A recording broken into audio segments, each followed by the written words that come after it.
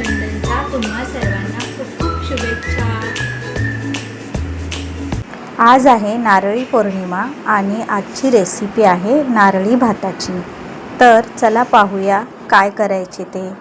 नारळी भातासाठी आपण हा अख्खा बासमती तांदूळ घेतलेला आहे।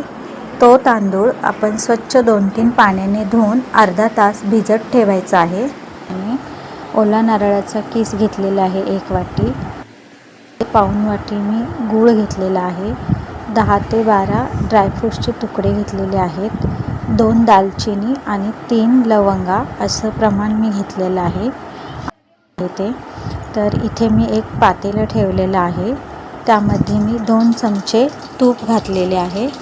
आता तूप चांगलं गरम झालं की त्यामध्ये दालचिनी आणि लवंग आपण टाकून तळून घेऊया। ही बघा तूप आपलं गरम झालेलं आहे आणि हे हलवून त्यामध्ये जेवढे तांदूळ आहेत तेवढे दुप्पट पाणी गरम करून घ्यायचे आहे आपण।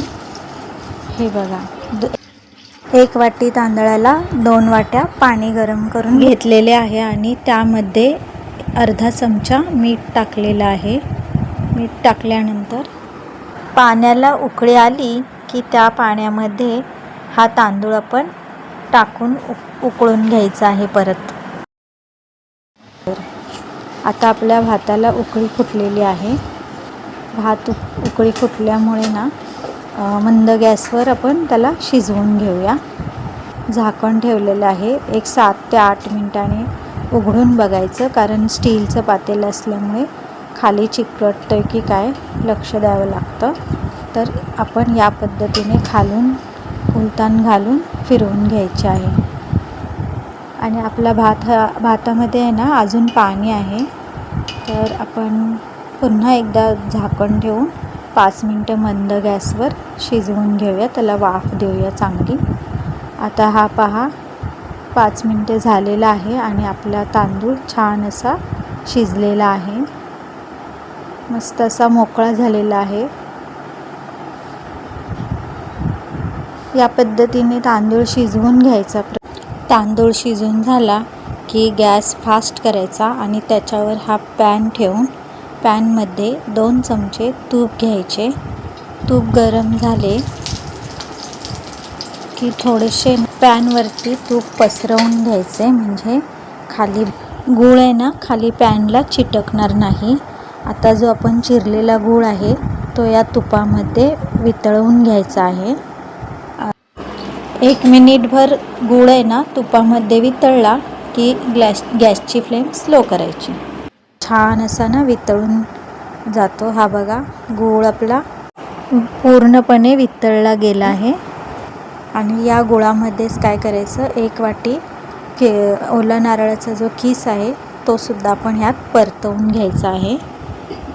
या पद्धतीने बघा गुळामध्ये मिश्रण करून छान असं परतवून घ्यायचं। गॅसची फ्लेम स्लो ठेवायची आहे, फास्ट ठेवायची नाही।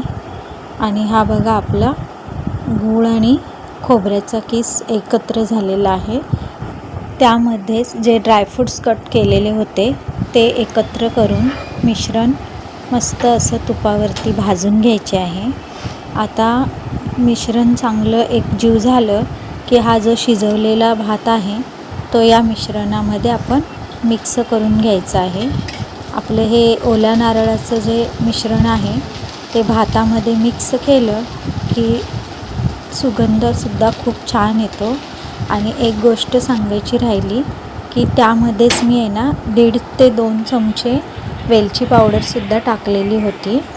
आणि हा बघा भात आहे ना सतत आहे ना परतवत राहायचा, म्हणजे एकसारख्या रंगावर तो दिसतो। आणि हा आपला तयार आहे नारळी भात। तर कसं वाटलं तुम्हाला व्हिडिओ नक्की सांगा। आणि 2 मिनटं आहे ना मंद गॅसवरती वाफ देऊन गॅस बंद करायचा आहे। तर चला पुन्हा भेटू नवीन व्हिडिओमध्ये।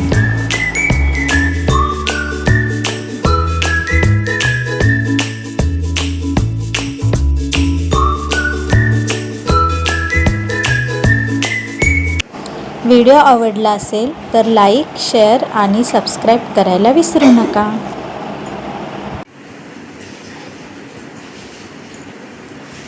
नारळी पौर्णिमा आणि रक्षाबंधनच्या तुम्हा सर्वांना खूप खूप शुभेच्छा.